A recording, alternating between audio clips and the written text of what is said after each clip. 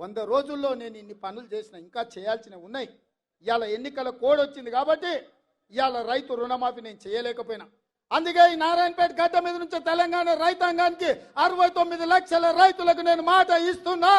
August 15 తారీఖు లోపల 2 లక్షల రూపాయల రైతు రుణమాఫీ చేసి తీరుతా.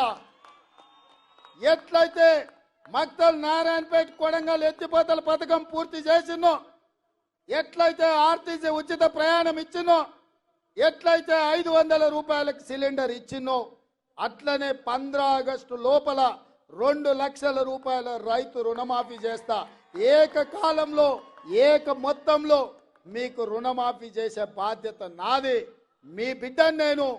ఇదే కాదు, 500 రూపాయలు బోనస్ అన్నాడు. వచ్చేసారి పండించే వడ్లకు 500 రూపాయలు బోనస్ ఇచ్చి ప్రతి గింజ చివరి గింజ వరకు కొనుగోలు చేసే బాధ్యత నాది. నా తెలంగాణ రైతాంగ సోదరులకు నేను మాట ఇస్తున్న మిత్రులారా,